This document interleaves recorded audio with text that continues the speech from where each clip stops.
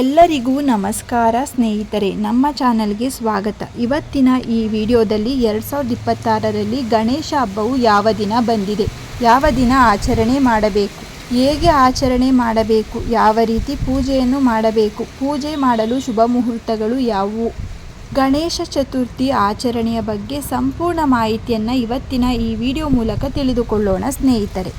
2026ರಲ್ಲಿ ಗಣೇಶ ಹಬ್ಬವು ಹಿಂದೂ ಧರ್ಮದ ಅತ್ಯಂತ ಪ್ರಮುಖ ಹಬ್ಬಗಳಲ್ಲಿ ಒಂದಾಗಿದೆ.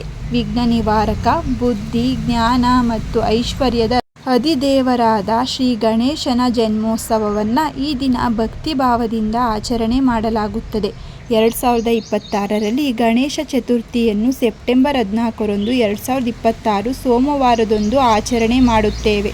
ಈ ಹಬ್ಬವನ್ನು ಸಾಮಾನ್ಯವಾಗಿ 10ರಿಂದ 11 ದಿನಗಳ ಕಾಲ ಆಚರಣೆ ಮಾಡುತ್ತೇವೆ.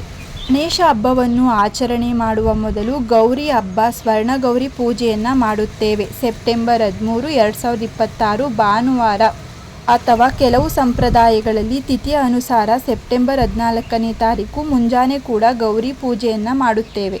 ಗಣೇಶ ಚತುರ್ಥಿಯು ಗಣೇಶ ಪ್ರತಿಷ್ಠಾಪನೆಯು ಸೆಪ್ಟೆಂಬರ್ 14ರಂದು 2026 ಸೋಮವಾರದಂದು ಆಚರಣೆ ಮಾಡುತ್ತೇವೆ.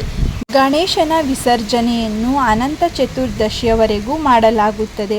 ಭಕ್ತರು ತಮ್ಮ ಸಂಪ್ರದಾಯದಂತೆ 1, 3, 5, 7 ಅಥವಾ 10 ದಿನಗಳು ಅಥವಾ 11ನೇ ದಿನದವರೆಗೆ ವಿಸರ್ಜನೆಯನ್ನು ಮಾಡುತ್ತಾರೆ. 11ನೇ ದಿನದ ವಿಸರ್ಜನೆ ಸೆಪ್ಟೆಂಬರ್ 24, 2026 ಗುರುವಾರ ಆಗಿರುತ್ತದೆ. ಗಣೇಶ ಹಬ್ಬದ ಆಚರಣೆ ಹೇಗೆ, ಪೂಜಾ ವಿಧಾನದ ಬಗ್ಗೆ ತಿಳಿದುಕೊಳ್ಳೋಣ ಸ್ನೇಹಿತರೆ. ಹಬ್ಬದ ಮುನ್ನ ಮನೆಯನ್ನು ಸ್ವಚ್ಛಗೊಳಿಸಿ ಮನೆಯ ಬಾಗಿಲಿಗೆ ಮಾವಿನ ಎಲೆಗಳ ತೋರಣ, ಹೂವುಗಳು ಹಾಗೂ ಸುಂದರ ರಂಗೋಲಿಗಳಿಂದ ಅಲಂಕಾರ ಮಾಡಿಕೊಳ್ಳಬೇಕು. ಗಣೇಶನ ಪ್ರತಿಷ್ಠಾಪನೆ. ಪರಿಸರ ಸ್ನೇಹಿ ಮಣ್ಣಿನ ಗಣಪತಿ ಮೂರ್ತಿಯನ್ನು ಮನೆಗೆ ತಂದು ಶುಭ ಮುಹೂರ್ತದಲ್ಲಿ ಪ್ರತಿಷ್ಠಾಪನೆ ಮಾಡಿ ಪೂಜೆ ಮಾಡಬೇಕು.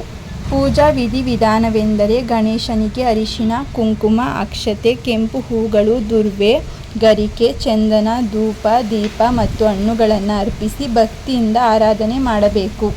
ಸ್ತೋತ್ರ, ಓಂ ಗಂ ಗಣಪತೇ ನಮಃ ಮಂತ್ರ ಜಪ, ಗಣೇಶ ಅಷ್ಟೋತ್ತರ ಹಾಗೂ ಆರತಿಯನ್ನು ಮಾಡಿ ಪೂಜೆಯನ್ನು ಸಮರ್ಪಣೆ ಮಾಡಬೇಕು. ಪೂಜೆಯ ಮೊದಲು ನೈವೇದ್ಯ. ಗಣೇಶನಿಗೆ ಅತ್ಯಂತ ಪ್ರಿಯವಾದ ಮೋದಕ, ಕಡುಬು, ಉಂಡೆ, ಲಡ್ಡು, ಕೊಬ್ಬರಿ ಹಾಗೂ ಬೆಲ್ಲವನ್ನು ನೈವೇದ್ಯವಾಗಿ ಅರ್ಪಿಸಿ. ಇವುಗಳನ್ನು ಅರ್ಪಣೆ ಮಾಡಲು ಸಾಧ್ಯವಾಗದಿದ್ದರೆ ಹಾಲು, ಹಣ್ಣು, ಕೊಬ್ಬರಿ, ಬೆಲ್ಲವನ್ನು ನೈವೇದ್ಯ ಮಾಡಬಹುದು. ಗಣಪತಿಯ ವಿಸರ್ಜನೆ. ಭಕ್ತರು ತಮ್ಮ ಸಂಪ್ರದಾಯದಂತೆ ಮೊದಲೇ ಹೇಳಿದ ಹಾಗೆ 1ನೇ ದಿನ, 3ನೇ ದಿನ, 5, 7, 10 ಅಥವಾ 11 ದಿನಗಳ ಪೂಜೆಯ ನಂತರ ಗಣೇಶನ ಮೂರ್ತಿಯನ್ನು ಕೆರೆ, ನದಿ ಅಥವಾ ಸಮುದ್ರದಲ್ಲಿ ಅಥವಾ ಪರಿಸರ ಸ್ನೇಹಿ ಕೃತಕ ಕೊಳದಲ್ಲಿ ಭಕ್ತಿಭಾವದಿಂದ ವಿಸರ್ಜನೆ ಮಾಡಿ. ಸ್ನೇಹಿತರೆ, ಗಣೇಶ ಹಬ್ಬದ ಮಹತ್ವವೆಂದರೆ ಶ್ರೀ ಗಣೇಶನು ವಿಘ್ನ ನಿವಾರಕ, ಬುದ್ಧಿ, ಜ್ಞಾನ, ಐಶ್ವರ್ಯ ಮತ್ತು ಶುಭ ಕಾರ್ಯಗಳ ಅಧಿದೇವರು. ಯಾವುದೇ ಶುಭ ಕಾರ್ಯಗಳನ್ನು ಆರಂಭಿಸುವ ಮೊದಲು ಗಣೇಶನನ್ನು ಪೂಜಿಸುವ ಸಂಪ್ರದಾಯವಿದೆ. ಅಷ್ಟೇ ಅಲ್ಲದೆ ಯಾವುದೇ ಪೂಜೆಯನ್ನು ಮಾಡುವ ಮೊದಲು ಗಣೇಶನ ಆರಾಧನೆಯಿಂದ ಜೀವನದ ಅಡೆತಡೆಗಳು ದೂರವಾಗಿ ಕುಟುಂಬದಲ್ಲಿ ಸುಖ, ಶಾಂತಿ, ಆರೋಗ್ಯ, ಐಶ್ವರ್ಯ ಹಾಗೂ ಯಶಸ್ಸು ಲಭಿಸಲಿ ಎಂದು ಕೂಡ ಪೂಜೆ ಮಾಡುತ್ತೇವೆ. ಗಣೇಶನನ್ನು ಪೂಜೆ ಮಾಡುವುದರಿಂದ ಜೀವನದ ಅಡೆತಡೆಗಳು ದೂರವಾಗಿ ಕುಟುಂಬದಲ್ಲಿ ಸುಖ, ಶಾಂತಿ, ಆರೋಗ್ಯ, ಐಶ್ವರ್ಯ ಮತ್ತು ಯಶಸ್ಸು ಲಭಿಸುತ್ತದೆ. ಸ್ನೇಹಿತರೆ, ಇವತ್ತಿನ ಈ ವಿಡಿಯೋದಲ್ಲಿ 2026ರಲ್ಲಿ ಗಣೇಶ ಹಬ್ಬವು ಯಾವಾಗ ಬಂದಿದೆ, ಯಾವ ದಿನ ಬಂದಿದೆ, ಗಣೇಶ ಹಬ್ಬವನ್ನು ಹೇಗೆ ಆಚರಣೆ ಮಾಡಬೇಕು, ಗಣೇಶನನ್ನು ಯಾವ ರೀತಿ ಪ್ರತಿಷ್ಠಾಪನೆ ಮಾಡಬೇಕು, ಹೇಗೆ ವಿಸರ್ಜನೆ ಮಾಡಬೇಕು ಎಂಬುದರ ಬಗ್ಗೆ ಸಂಪೂರ್ಣ ಮಾಹಿತಿಯನ್ನು ಇವತ್ತಿನ ಈ ವಿಡಿಯೋ ಮೂಲಕ ತಿಳಿಸಿದ್ದೇವೆ ಸ್ನೇಹಿತರೆ. ಇವತ್ತಿನ ಈ ಮಾಹಿತಿ ನಿಮಗೆ ಇಷ್ಟವಾಗಿದ್ದಲ್ಲಿ ಈ ವಿಡಿಯೋವನ್ನು ಲೈಕ್ ಮಾಡಿ, ಹಾಗೆ ನಿಮ್ಮ ಫ್ಯಾಮಿಲಿ ಮತ್ತು ಫ್ರೆಂಡ್ಗೆ ಶೇರ್ ಮಾಡಿ. ಇದೇ ರೀತಿಯ ಮತ್ತಷ್ಟು ಮಾಹಿತಿಗಾಗಿ ನಮ್ಮ ಚಾನಲನ್ನು ಸಬ್ಸ್ಕ್ರೈಬ್ ಮಾಡಿಕೊಳ್ಳಿ. ಮತ್ತೆ ಸಿಗೋಣ ಮತ್ತೊಂದು ಮಾಹಿತಿಯ ಮೂಲಕ. ಎಲ್ಲರಿಗೂ ಧನ್ಯವಾದಗಳು.